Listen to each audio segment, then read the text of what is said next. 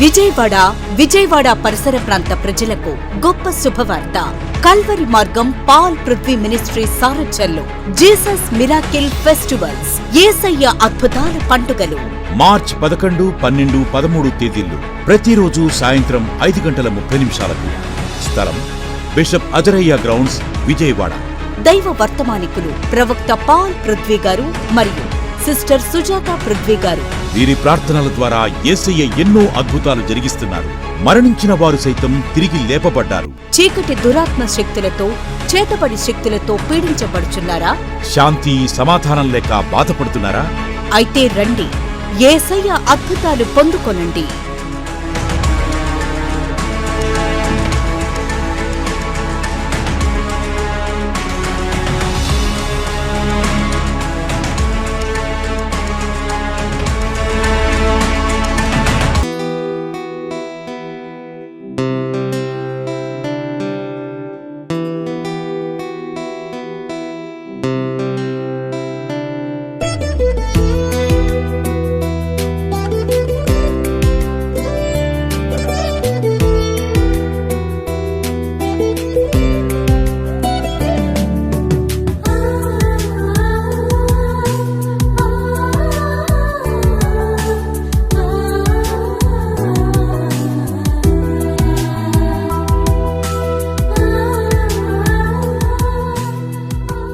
యేసుతో ప్రతిదినం అనే ఆధ్యాత్మిక కార్యక్రమానికి మిమ్మలను ప్రేమతో ఆహ్వానిస్తూ మీ అందరికీ నా హృదయపూర్వక వందనాలు తెలియజేస్తున్నాను.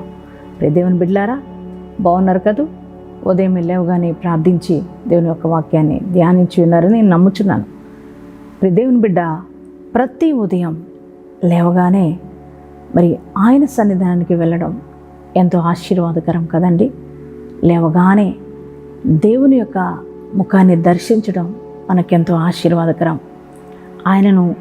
ఆయన వాక్యాన్ని ధ్యానించిన, ఆయన సన్నిధిలో మనం ప్రార్థించిన దేవుని యొక్క శక్తిని మనం పొందుకుంటాం. ఆ దినమంతా కూడా మనకు నెమ్మది కలుగుతుంది.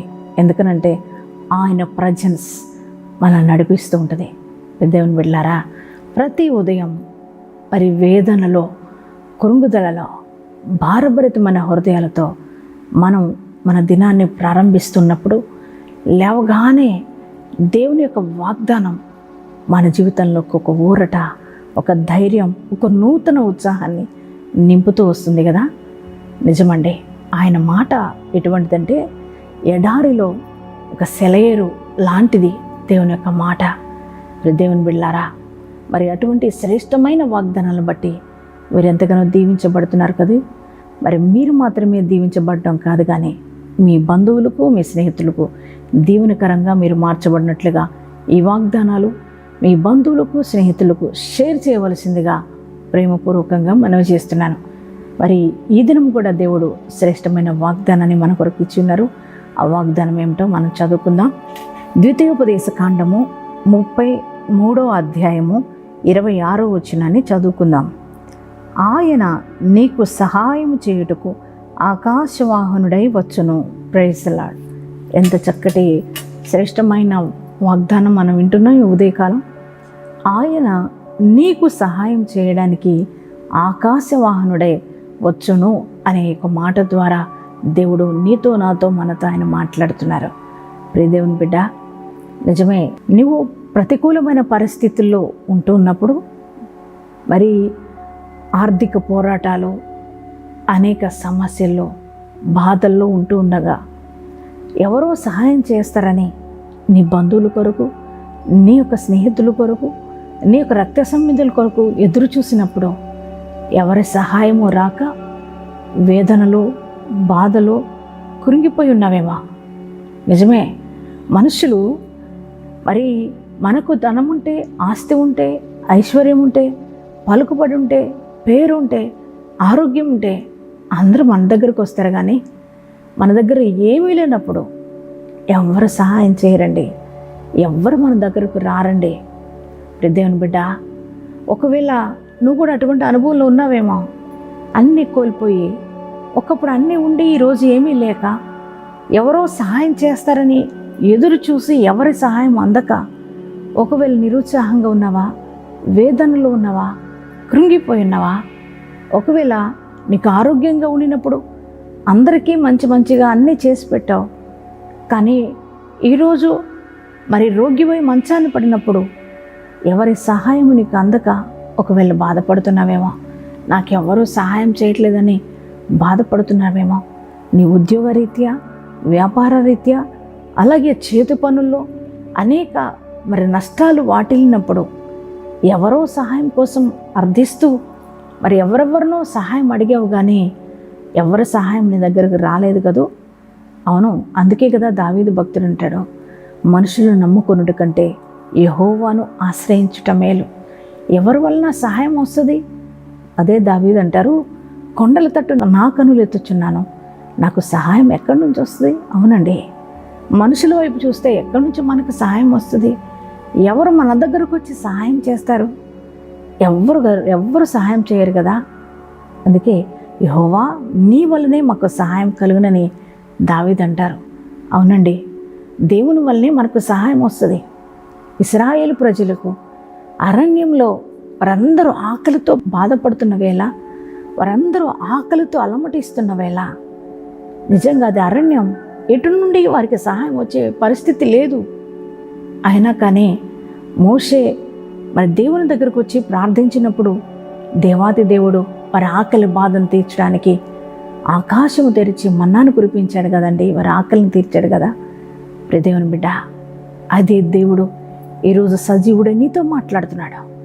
నీకు ఎటువంటి సహాయం కావాలో నాన్న, మరి నీకు ఎటువంటి అవసరతల్లో ఉన్నావో నాన్న, దేవుని బిడ్డ, అది ఆర్థికమైన మరి సహాయం కావచ్చు, ఆరోగ్యపరమైన సహాయం కావచ్చు, ఉద్యోగరీత్యా కావచ్చు, బిడ్డల రీత్యా కావచ్చు, నీకు ఏ సహాయం కావాలని నువ్వు ఆశిస్తున్నావో నాన్న, నీకు సహాయం చేయడానికి మనుషుల దగ్గరకు రాలేదు, కానీ ఈరోజు నీ దేవుడు మాట్లాడుతున్నాడు. నీ దేవుడు సహాయం చేయడానికి ఆకాశవాహనుడై నీ దగ్గరకు వస్తున్నాడు. మనుషులు చేస్తే ఒకవేళ సహాయం కొద్దిగా చేస్తారేమో, నీకు పరిపూర్తిగా నీకు వారు సహాయం చేయలేరు, నీ అవసరత తీర్చబడేంతకు వారు సహాయం చేయలేరు. కానీ నీ దేవుడు నీకు సహాయం చేస్తే నీ సమస్యలన్నీ క్లియర్ అయిపోతాయి. అందుకే ఇక నువ్వు కృంగిపోవాల్సిన అవసరం లేదు. నీ దేవుడు సర్వశక్తిమంతుడు, ఆయన నీకు సహాయం చేయడానికి ఆకాశవాహనుడే వచ్చేస్తున్నాడు. నువ్వు సమస్యలో ఉన్నావని, నువ్వు బాధలో ఉన్నావని, నువ్వు కష్టంలో ఉన్నావని నీకు సహాయం చేయడానికి మీ మమ్మీ రాలేదు, మీ డాడీ రాలేదు, నీ బంధువు రాలేదు, నీ స్నేహితుడు రాలేదు, కానీ మరి దేవుని బిడ్డ, నీ దేవుడు తన స్వరక్తం ఇచ్చి నిన్ను సంపాదించుకున్నాడు కదా. అందుకే నువ్వు ఆయన బిడ్డవు గనుక నీ దేవుడు నువ్వు బాధలో ఉన్నప్పుడు, వేదనలో ఉన్నప్పుడు, కష్టాల్లో ఉన్నప్పుడు, అప్పులో ఉన్నప్పుడు, అనారోగ్య సమస్యలో ఉన్నప్పుడు, నిందలో ఉన్నప్పుడు, వేదనలో ఉన్నప్పుడు, కన్నీటి పరిస్థితిలో ఉన్నప్పుడు నీకు సహాయం చేయడానికి ఆయన ఆకాశవాహనుడై కదిలి వస్తున్నాడు. దేవుని బిడ్డ, నీ ప్రతికూలమైన పరిస్థితులన్నీ తొలగిపోతున్నాయి. దేవాది దేవుడు నీకు సమృద్ధిని ఇవ్వబోతున్నాడు. నీ జీవితంలో సంతోషాన్ని దేవుడు ఇవ్వబోతున్నాడు. నీ పరిస్థితులన్నీ చక్కపరచబడబోతున్నాయి. దేవుని బిడ్డ, ఆయన సహాయం చేస్తే నీకున్న ప్రతికూలమైన పరిస్థితులన్నీ అనుకూలంగా మార్చబడతాయి.